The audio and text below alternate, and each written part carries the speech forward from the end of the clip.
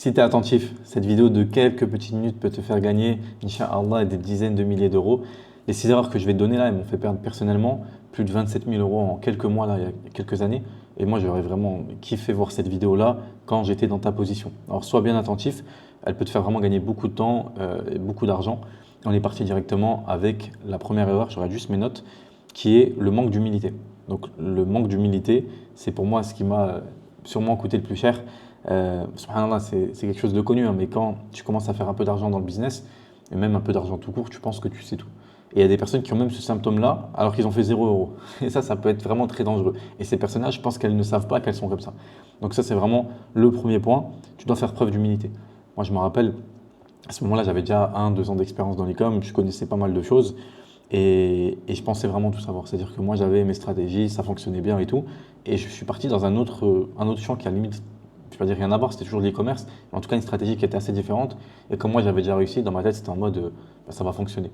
Alors que non, déjà, c'est pas toi qui décides si ça fonctionne. Et peu importe qui tu es, si tu es Cristiano Ronaldo, demain tu vas faire du basket, tu sais pas faire du basket. Tu es nul et tu reprends de zéro et tu apprends chez des personnes qui savent faire du basket. Bah, c'est exactement pareil avec le business.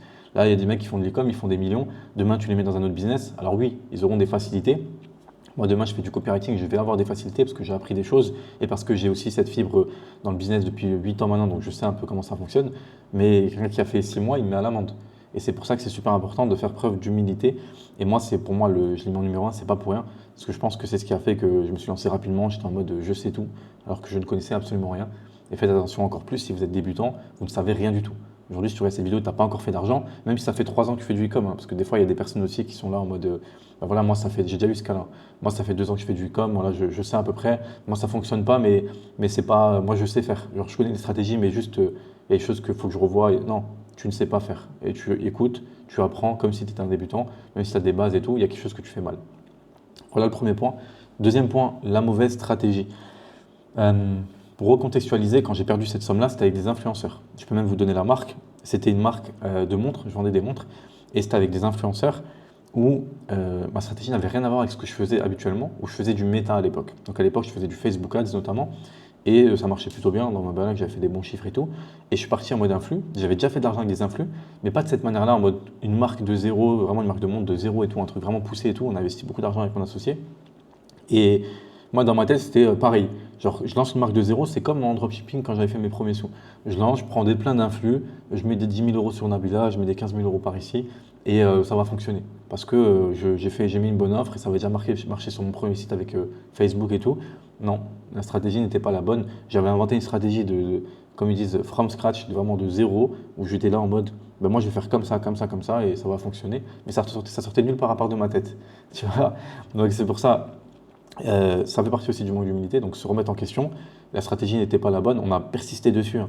Vraiment, on a persisté dessus, ça va être un des points aussi qu'on va voir ensemble. Mais voilà, la stratégie, c'est quelque chose que vous devez maîtriser. C'est pas un truc que vous sortez de votre tête et soit vous l'avez pris de quelqu'un qui a déjà fait ça, donc formation, accompagnement, etc. Soit vous faites plein de tests. Et les tests, ça coûte de l'argent. Bah, moi, maintenant, ces 27 000 euros là m'ont permis de comprendre que cette stratégie ne fonctionne pas. J'aurais aimé ne pas le comprendre de cette manière-là. Voilà pour le deuxième point, on arrive au troisième point directement. Donc comme vous l'avez compris, c'était une niche autour de la montre. Vous vendez des montres. Et ce troisième point, c'est le fait d'avoir lancé une mauvaise niche ou un mauvais produit. Et pour le coup, les montres à ce moment-là, c'était plus en vogue. Ça marchait bien à l'époque, donc ça marchait bien les montres en 2018, à l'époque Yomi où les gens ils vendaient des montres pas chères, etc. Nous, on a lancé vraiment une marque avec des montres assez chères, hein, plus de 100 euros, un truc vraiment bien fait et tout. On a vraiment customisé nos produits de A à Z. Mais on a fait ça vraiment de notre tête, encore une fois. On a fait ça, on s'est dit, bah là, on va faire des montres, parce qu'on en avait déjà vendu à l'époque, mais avec une stratégie complètement différente. On s'est dit qu'il y avait un intérêt, mais c'est pas du tout pareil de vendre des montres à 30 euros que de vendre des montres à 150 euros, avec un branding sans promotion, sans faux avis, sans mensonge sur le stock, un truc vraiment très clean, avec des influenceurs et tout. On n'avait pas compris que ça marchait pas comme ça. Et les produits ne s'apprêtaient pas du tout. On avait pris des influenceuses et influenceurs qui étaient intéressants, mais c'était pas du tout adapté. Donc pareil, il faut pas se dire, ben voilà, ma niche elle fonctionne et non, c'est la data qui parle. Là, on a vu que ça ne marchait pas, mais on aurait pu faire mieux que ça, plutôt que de tester sur le marché et de voir le marché, ben de voir avec la data, de comprendre qu'en fait les montres, ça se vend pas de cette manière-là. Que les montres, il y a pas mal de concurrents. Que si je veux lancer des montres, il faut avoir un plus gros budget et il faut essayer d'être vraiment partout, de se faire connaître avant de pouvoir les vendre, surtout à plus de 100 euros, sans promotion, etc. Donc ça, c'est le troisième point. Quatrième point, manque de compétences. Donc ça va avec la stratégie. Mais voilà, comme je vous ai dit, on a switch de stratégie. On est passé de méta à influenceur, mais si on avait un peu d'XP, c'était pas tant que ça. Et nous, encore une fois, avec l'humilité, on pensait tout savoir. Donc on pensait qu'on avait les compétences parce qu'on avait déjà fait de l'argent avec Facebook. On avait fait un peu d'argent avec deux, trois petits influx, mais rien de fou, quelques milliers d'euros. Donc dans notre tête, c'était en mode, voilà, demain on va prendre Nabila, on va faire 10 000 euros investis pour 50 000 euros de CA. Je crois qu'on avait mis 10 000 euros, donc on avait vraiment pris Nabila. Je crois qu'on avait mis 10 000, peut-être un peu plus à l'époque, je sais plus. Je crois qu'on avait fait genre 20 ventes, vraiment catastrophique, tu vois. Donc, manque de compétences. Et à un moment donné, quand tu rentres dans un business, c'est même pas un business, hein. Même quand tu rentres dans rien qu'une autre source d'acquisition de trafic, donc par exemple, toi, tu es expert Facebook, tu cartonnes avec Facebook, d'un coup, tu viens, tu fais du Google Ads, bah, tu n'es personne. Tu recommences de zéro. Tu as les bases, évidemment, tu sais vendre, tu sais créer une offre, tu sais faire du marketing, mais tu ne maîtrises pas Google, tu ne connais pas Google.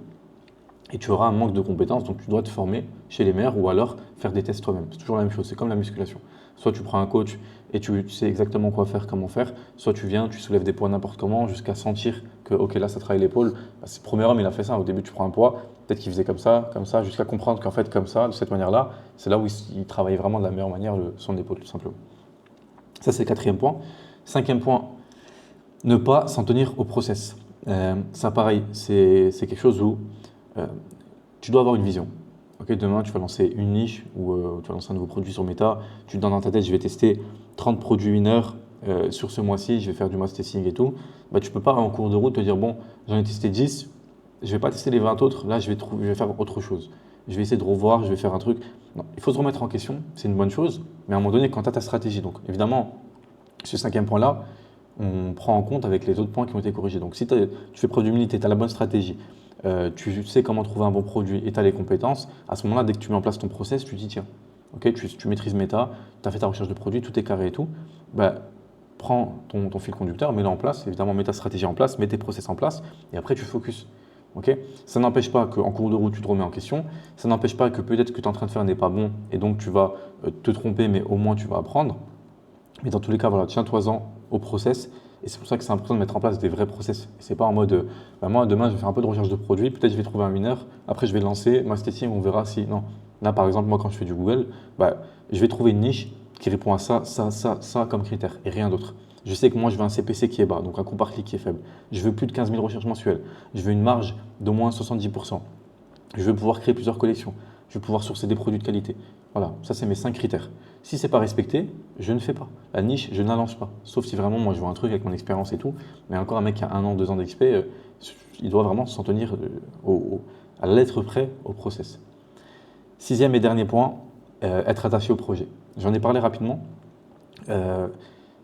Pareil, ça c'était une erreur que j'ai faite aussi, c'est qu'à un moment donné, tu lances des montres, bah là, on revient au point d'avant. On a suivi un petit process, bon, on n'a pas vraiment suivi, mais au bout d'un moment, stop.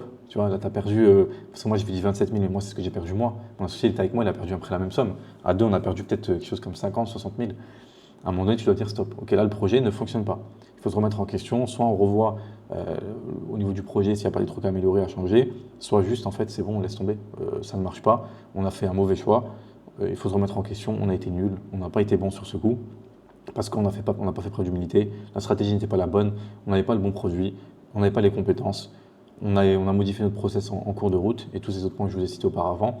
Donc maintenant, on se détache du projet, on n'est pas amoureux de nos montres, on n'est pas amoureux de notre produit qu'on va lancer, de nos canapés, de nos lampes, etc.